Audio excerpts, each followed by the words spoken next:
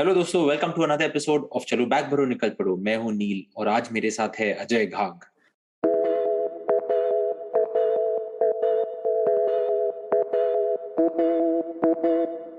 Ajay Veena World में बहुत सारे रोल्स प्ले करते हैं and before I tell you Ajay क्या करते हैं, अजय से ही सुन लेते हैं। So Ajay, welcome to the podcast. आपके बारे में थोड़ा बताइए। हाय नील। विलेपार्ले वेस्ट में जहाँ पे मेरा घर है, बिल्कुल ठीक उसके पीछे की साइड में एक एयरपोर्ट है जिसका नाम है पवन हंस एयरपोर्ट। और विलेपार्ले ईस्ट में दूसरा एयरपोर्ट है जो इंटरनेशनल और डोमेस्टिक वाला जो एयरपोर्ट है। तो दोनों तरफ से एरोप्लेन उड़ती थी, हेलीकॉप्टर्स, एरोप्लेन्स और ग्लाइडर्स, ये कंटिन्यू उड़ती थे। तो बचपन से जब मेरा खेलने कूदने का समय था तो उस वक्त मैं हमेशा हेलीकॉप्टर्स और एरोप्लेन्स देखता था और हमेशा आशा रखता था कि यार कभी ना कभी इसमें बैठने का मौका भी मिलेगा। तो बचपन में मेरे पिताजी ने मुझे एक वुडन प्लेन लाके दिया था जिससे मैं आंगन में खेलता था। तो वो एक रीजन बन चुका मेरा कि वुडन प्लेन से खेलना, हर दिन एरोप्लेन को देखना, हर दिन हेलीकॉप्टर्स को देखना। तो ये एक वजह बन गई कि कहीं ना कहीं ट्रैवल से कुछ ना कुछ तो रिश्ता जुड़ने वाला है। मैंने कभी भी नहीं सोचा था नील कि ट्रैवल इंडस्ट्री में आने का मुझे मौका मिलेगा। बट उस वक्त मेरे पास दो ऑप्शन मेरे पापा ने दिए थे। या तो दुकान संभालना होगा विले पार्ला में, या तो फिर कुछ ना कुछ तो काम करना होगा। फिर मुझे ऐसे लगता था कि काम करूं तो क्या करूं। फिर उस वक्त कॉलेज करते करते मैंने एक दिन सोच लिया कि पापा जो बोल रहे कुछ ना कुछ तो करके दिखाओ। सो 1992 में सेकेंड ईयर ऑफ कॉलेज में था मैं तभी। 1992 से मैंने कॉलेज और जॉब दोनों साथ में शुरू किया। पार्ला की एक स्थिर ट्रैवल कंपनी है जिसके साथ मैंने काम करना शुरू किया।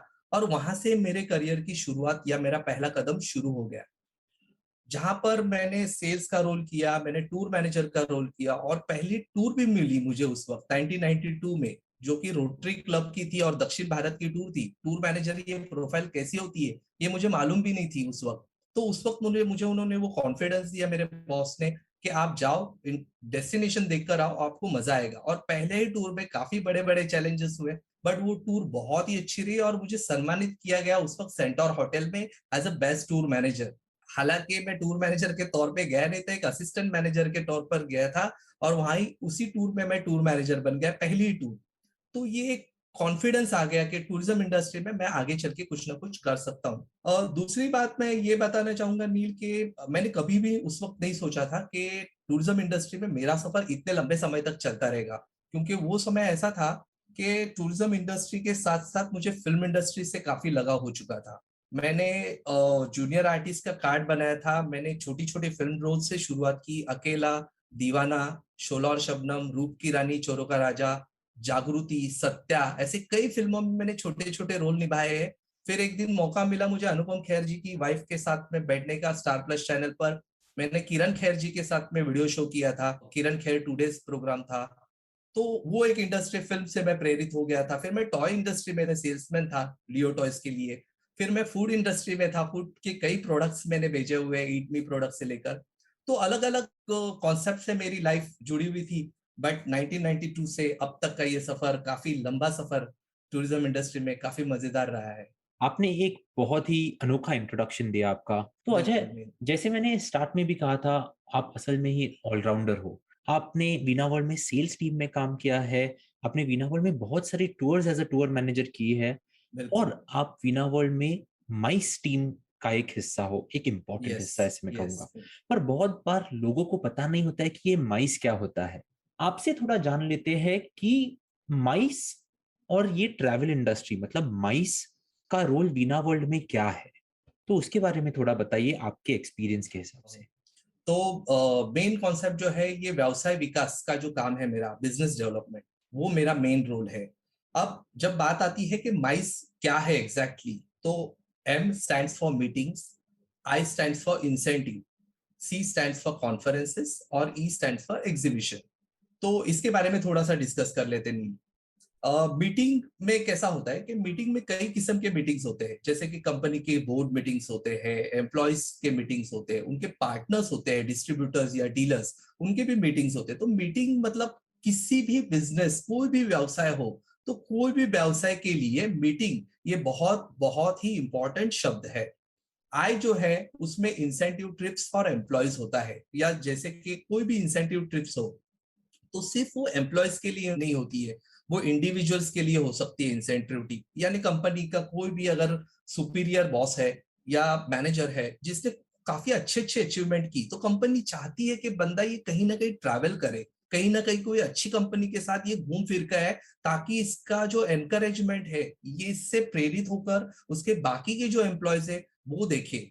अगर हम कॉन्फ्रेंस की बात करें तो उसमें कई टाइप के कॉन्फ्रेंस होते हैं, हर इंडस्ट्री के बारे में कॉन्फ्रेंस होती है। जैसे डॉक्टर इंडस्ट्री अगर हम कहें, डॉक्टर्स यानी फार्मा इंडस्ट्री, तो फार्मा से रिलेटेड कई कंपनियां होती है जिनके अलग अलग जगहों पर पूरी दुनिया में, विश्व में, भारत में हर जगह पर कॉन्फ्रेंसेस होते हैं। तो हर किस्म के जो भी कॉन्फ्रेंस होते हैं उसके लिए कॉन्फ्रेंस सी का शब्द का इस्तेमाल किया जाता है, या एनुअल समिट हुआ या एक्सपो हुआ, वर्ल्ड एक्सपोज होते हैं, तो उसके लिए भी ये काफी प्रेरित होता है। ई स्टैंड्स फॉर ट्रैवल ट्रेड यानी एग्जीबिशंस, जिसमें ट्रैवल ट्रेड्स होते हैं, अलग अलग जगहों पर ट्रैवल के ट्रेड्स होते हैं। किचन अप्लायंसेस की कंपनियां होती है जो नए नए अप्लायंसेस आते हैं मार्केट में, जो एग्जीबिशंस में वो डिस्प्ले करना चाहते हैं। हमारे ट्रैवल बिजनेस के भी कई एग्जीबिशंस होते हैं। तो वो जितने भी एग्जीबिशंस है उन एग्जीबिशंस पे जाने के लिए ये ई स्टैंड करता है। तो ई माइस जो है ये पूरा कंपाइल एक पैकेज है। MICE is not only MICE, it is complete all business. आपने बहुत ही अच्छी तरह से हमें माइस क्या होता है ये बताया। अभी ये माइस में एक और चीज आती है, वो है डेस्टिनेशन वेडिंग्स। और हमने बहुत सारी डेस्टिनेशन वेडिंग्स की इंक्वायरीज को केटर किया है। तो अगर किसी को डेस्टिनेशन वेडिंग प्लान करनी हो तो एक अच्छी शुरुआत कहाँ होनी चाहिए आपको लगता है? और नील, काफी अच्छा सवाल आपने पूछा है डेस्टिनेशन वेडिंग के बारे में। डेस्टिनेशन वेडिंग का आपको मैं बताऊं, डेफिनेटली हमने एक बहुत ही अफलातून वेडिंग राजस्थान जयपुर में हमने रिसेंटली किया हुआ था, 2019 में, रिसेंट मतलब बिफोर कोविड। और ये वेडिंग बहुत ही औसम तरीके से हमने इसे ऑर्गेनाइज किया था माइस के जरिए। डेस्टिनेशन वेडिंग के लिए वैसे जो ज्यादा से ज्यादा डेस्टिनेशन की रिक्वायरमेंट आती है वो ज्यादातर गोवा के लिए आती है, ज्यादातर जयपुर के लिए आती है, हैदराबाद के लिए, यानी ऐसी सिटीज से आती है जहां पर इन्वेंट्री की कोई कमी ना हो, जहां पर मैक्सिमम 5 स्टार होटल्स हो। क्योंकि कैसा होता है कि डेस्टिनेशन वेडिंग में काउंट कितना है, अभी तो हालांकि रिस्ट्रिक्शन कोविड के चल रहे हैं, इसकी वजह से थोड़े काउंट कम आ रहे हैं, बट अगर नंबर्स काफी अच्छे हैं तो लोग ज्यादातर 4 स्टार और 5 स्टार होटल्स की डिमांड करते हैं। तो ऐसे डेस्टिनेशन को चूज करना जहां पर सबसे ज्यादा 5 स्टार प्रॉपर्टीज, तो कोई भी आप मेट्रो सिटी में आप वेडिंग डेस्टिनेशन कर सकते हो। राजस्थान उसमें सबसे टॉपर है, गोवा सबसे टॉपर है। नहीं, और इसमें ग्रुप की साइज का जो आपने अभी पूछा था कि ग्रुप की साइज क्या होनी चाहिए, तो ग्रुप साइज जो बेसिकली है वो हम लोग 20 से लेकर मिनिमम, मतलब माइस में जो ग्रुप साइज होती है वो 20 से लेकर 200 तक की ग्रुप साइज को हम कैटर कर सकते हैं। और वो सब कुछ डिपेंड करता है कि आपने आपकी जो भी वेडिंग के लिए लेके जाने वाले ग्रुप की साइज आपने अगर डिसाइड करी है तो उसको कलेक्टिवली हम लेते हैं और फिर उस हिसाब से आपको कोटेशन में आपकी सहायता करते हैं। ऑफ कोर्स डेस्टिनेशन वेडिंग्स के बारे में बात की। ये जो माइस की मीटिंग्स है या इंसेंटिव ट्रिप्स है, इट इज नॉट नेसेसरी कि अगर हमारी कंपनी मुंबई में, जहां पर हम बैठे हैं अभी, मुंबई में हो, तो उनमें अगर आपकी असिस्टेंट्स एज माइस टीम मुंबई में ही बुकिंग्स करने को रहेंगे तभी भी आप उनको केटर कर सकते हो, राइट? बिल्कुल बिल्कुल, पैन इंडिया जो मूवमेंट्स है, जितनी भी बड़ी बड़ी कंपनियां है, जैसे हमने तो काफी बड़े बड़े कंपनीज के ग्रुप्स किए हुए हैं ऑलरेडी, और पैन इंडिया मूवमेंट काफी रेगुलर रिक्वायरमेंट आती है कॉर्पोरेट की तौर से। तो पैन इंडिया मूवमेंट के लिए हमें कोई प्रॉब्लम नहीं है, आप आपकी रिक्वायरमेंट जब आप देते हो तो उस रिक्वायरमेंट के समय पर हम पैन इंडिया की टोटल कॉन्सेप्ट को समझ लेंगे। आपके मुंबई से कितने हैं, दिल्ली से कितने, कलकत्ता से कितने, हैदराबाद से कितने, चेन्नई से कितने हैं, तो ये पूरा काउंट को एक साथ लेकर हम पैन इंडिया मूवमेंट को इजीली कैटर कर सकते हैं, उसमें कोई दिक्कत नहीं है कोई भी लोकेशन पे। आई थिंक वो एक प्रॉपर अंडरस्टैंडिंग देता है अजय माइस बिल्कुल। के बारे में। पर अभी आते हैं अजय, ये जो टूर मैनेजर है उसके बारे में। तो टूर पे ये आपका सारा एक्सपीरियंस जब आप अक्यूमुलेट करते हो और एक टूर मैनेजर बनते हो, तो of course as a tour manager आपको बहुत सारी चैलेंजेस आ सकते हैं, सब कुछ आ सकता है। पर मैं एक क्वेश्चन आपसे पूछना चाहूंगा कि पहले दिन पे 40 अननोन स्ट्रेंजर्स एक बस में रहते हैं और एंड ऑफ द टूर वो एक फैमिली बन जाती है। तो ये जो ट्रांजिशन है स्ट्रेंजर्स से फैमिली, ये कैसे होता है, मतलब ये क्या टूर की जादू है, या टूर मैनेजर के पर्सपेक्टिव से देखा जाए तो आपको इसके बारे में क्या लगता है? नील, जैसे मैंने मेरे इंट्रोडक्शन में कहा और आपने भी मुझे परिचय में बताया कि ऑलराउंडर हो। ऑलराउंडर होने का ये एक बहुत अच्छा फायदा होता है कि जब आप सेल्स करते हो तो सेल्स में आपकी जान पहचान, यानी पहला जो आइस ब्रेकर है वो वहीं पे खत्म हो जाता है। आप सेल्स के वक्त ही उनको सब कुछ चीजें बताते हो कि ये ऐसा होगा, ये वैसा होगा। यानी मैंने क्या किया, सेल्स के वक्त मैंने आपको हमारी आपकी टूर की सारे ड्रीम्स जो है वो सपने दिखाए, आपसे पैसे लिए और आपको टूर के एक कमिटमेंट्स बता दिए। और आप ही हो जो आप मेरे साथ एज ए टूर मैनेजर के तौर पर मैं आपको इंट्रोड्यूस कर रहा हूँ एक डेस्टिनेशन पर। कई बार ऐसे होता है कि हर टूर में 2 या 3 फैमिलीज ऐसी होती है जो या तो उन्होंने पहले कभी ना कभी कोई ना कोई टूर मेरे साथ की हुई रहती है, या तो कभी ना कभी ऑफिस में वो मिले रहते हैं सेल्स की वजह से। तो टूर पे आने 1 या 2 फैमिलीज तो डेफिनेटली पहचान की हो ही जाती है। जो पहला दिन होता है ना, ये बहुत मायने रखता है नए लोगों की पहचान को समझने के लिए, क्योंकि पहले दिन में आप हर एक को ठीक तरीके से नहीं समझ पाते। पहले दिन का जो आपका इंट्रोडक्शन होता है, पहले दिन में आपका जो नॉलेज होता है, वो जब आप उनको रूल्स रेगुलेशन सब कुछ चीजें आप ठीक तरीके से बताते हो, उनकी केयर करना शुरू कर देते हो, तो धीरे धीरे एंड ऑफ द डे यानी शाम का जब डिनर होता है, तो डिनर के वक्त लोग सामने से आकर आपके टेबल पर आकर बैठ जाते नील, और कहते हैं, अरे अजय भाई आप कहाँ से हो, किस सिटी से बिलोंग करते हो, आपके बारे में सुना तो बहुत था पर अच्छा लग रहा है अभी, और कल से हमें ये लग रहा है कि चलो अगर कल लंदन देखना है हमें, तो लंदन की टूर तो हमारी बहुत मजे से होने वाली है। ये पहले दिन होता है। तो जो फर्स्ट आइस ब्रेकर है ना, वो बहुत मायने रखता है। आप किस तरीके से उनको इंट्रोड्यूस करते हो, किस तरीके से उनको उनकी केयर करते हो, और छोटी छोटी बातें होते हैं नील। जैसे कि मैंने आपको रूम की दी, ठीक है, आपने आपका रूम की लिया, आपने आपकी ट्रॉली को पुश करते हुए, अगर मैं आकर आपकी ट्रॉली एलिवेटर तक मैं आपके साथ आता हूँ और एलिवेटर का सिर्फ बटन प्रेस करके आपके लिए देता हूँ ना, ये भी छोटी सी बात है, आपके दिल को छू जाती है, और आपका और मेरा रिश्ता बहुत अच्छे से बन जाता है। तो ये छोटी छोटी बातें हैं जो हम हमेशा टूर में ध्यान से करते हैं। अजय, जाते जाते हम्म। आपकी टॉप सिटीज इंडिया में कौन सी रहेंगी? इंडिया में टॉप सिटीज, एक्चुअली नील ये सवाल सेल्स पर्सन को पूछना मतलब एक्चुअल में ठीक नहीं है, बट चलो आपने पूछ ही लिया है। देखो कैसा होता है कि north India, east India, south India और वेस्ट इंडिया, तो इंडिया की चारों बाजुएं जो है ना, ये बहुत ही खूबसूरत है। और इसको डिस्क्राइब करना मेरे बस की बात नहीं है, क्योंकि हिंदुस्तान जब हम राष्ट्रगीत गाते हैं तो उस गीत के अंदर ही सब कुछ आता है, सुजलाम सुफलाम मलेद शिसलाम। तो ये जो पूरा देश है ना, इसको डिस्क्राइब करना या इसके बारे में इसकी खूबसूरती को एक सिटी को बताना बहुत ही मुश्किल काम है। बट डेफिनेटली अगर आप पूछना चाहो और मेरी फेवरेट अगर कोई डेस्टिनेशन पूछना चाहो, तो मुझे राजस्थान बहुत अच्छा लगता है। जैसे मैंने शुरू में कहा, मुझे हिस्ट्री से बहुत ही लगाव है, और मुझे राजस्थान वाकई में बहुत पसंद है, क्योंकि वहां पर जाने के बाद हर चीज आप हर हर किस्म की सर्विस आप गेस्ट को दे सकते हो राजस्थान में। और केरला दूसरा डेस्टिनेशन है। तो ये दोनों स्टेट से मुझे बहुत लगाव है।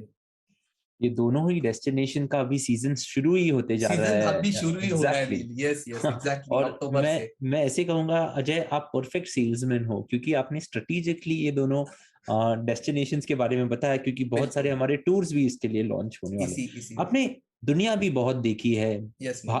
हमारे हिंदुस्तान के बाहर आपके favourite places, favourite cities, favourite countries कौन से मन में आते हैं? नील, बताने जाऊं तो वैसे काफी लिस्ट बड़ी है। मैंने अब तक 54 कंट्रीज ट्रैवल कर चुका हूं मैं। एशिया में 21, यूरोप में 24, अफ्रीका में 4, साउथ अमेरिका में ब्राजील, अर्जेंटीना, यूएसए, कनाडा और ऑस्ट्रेलिया। 54 कंट्रीज के ट्रैवल में आप अगर ये सवाल पूछोगे कि क्या बेस्ट है, तो ये एक्चुअल में डिफिकल्ट है मेरे लिए जवाब देना। बट अगर आप एशिया में पूछते हो, तो एशिया में मेरा जापान हमेशा से फेवरेट रहा है, क्योंकि वर्ल्ड वॉर 2 का दी एंड जापान से जुड़ित है। तो जापान मेरा हमेशा फेवरेट रहा है, क्योंकि वहां पर की लेवल ऑफ सर्विस को आप किसी भी कंट्री से मैच नहीं कर पाओगे, जापान। तो ये मेरा एक फेवरेट है। और अगर बहुत ही एंटरटेनमेंट करना है आपको, तो फिलीपाइंस बहुत अच्छा है एशिया में। यूरोप में अगर आप पूछो, तो स्विट्जरलैंड ऑल टाइम फेवरेट है मेरा, क्योंकि वहां पर स्विट्जरलैंड और लिechtenstein की कोई जवाब ही नहीं। वह ऐसी डिश है ना, जिसे आप बार बार खाते रहो तो आपका मन भरने वाला नहीं, आपका पेट भरने वाला नहीं। ऐसी ऐसी वो डिश है स्विट्जरलैंड। देश। अगर मैं अफ्रीका की बात करूं, अफ्रीकन कॉन्टिनेंट में, तो मुझे मॉरिशस वाकई में बहुत पसंद है, क्योंकि अगर अफ्रीकन कॉन्टिनेंट में कहीं जाना है और हिस्ट्री अगर देखनी है तो इजिप्ट, और अगर आपको रिलैक्सेशन होना है तो मॉरिशस हमेशा बेस्ट रहेगा। साउथ अमेरिका में मैं ब्राजील और अर्जेंटीना ही घुमा हूं, तो दोनों भी मेरे फेवरेट रहे हैं। और अगर हम नॉर्थ अमेरिका की बात करें तो अमेरिका तो वैसे ही ड्रीम डेस्टिनेशन सभी के दिलों का है, कनाडा भी है, और ऑस्ट्रेलियन कॉन्टिनेंट का तो क्या जवाब ही नहीं। ऐसी ऐसे एक से एक बढ़कर देश है हमारे पास जो आप देख सकते हो। मैंने तो पूछा था टॉप 3 अजय, आपने तो 15 बता दिए। मैंने तो आपको 10-15 बता दिए। बट ओके, एक फाइनल क्वेश्चन अजय, आपके यस भाई। बकेट लिस्ट पे कौन से कंट्रीज है? बकेट लिस्ट में एंटार्क्टिका तो अभी हमेशा रहेगा। वो घूमना ही है कैसे भी करके, क्योंकि लाइफ दी एंड तक पहुंच रही है धीरे धीरे धीरे करके। तो दी एंड से पहले मैं हमेशा कहूंगा कि आपको जिंदगी जो मिली है, ये जिंदगी का एक्चुअल, अगर आपको ये खूबसूरत दुनिया को देखना है तो सफर के बिना तो ये जिंदगी अधूरी है। तो डेफिनेटली एंटार्क्टिका मुझे देखना ही है, जो टॉप बकेट लिस्ट में है मेरे। Perfect, thank you so much Ajay, आज आपके बिल्कुल साथ भी। बात करके बहुत अच्छा लगा। आपने माइस के बारे में हमें बहुत कुछ बताया और आपके कोई ट्रैवल एक्सपीरियंसेस शेयर किए। ऐसे ही दोस्तों बहुत सारे ट्रैवल एक्सपीरियंसेस लेकर हम अगले एपिसोड्स में आएंगे एवरी वीक ऑन चलो बैग भरो निकल पड़ो विद वीना वर्ल्ड। मैं हूं आपका host Neel Patil, signing off, see you next week, take care, bye.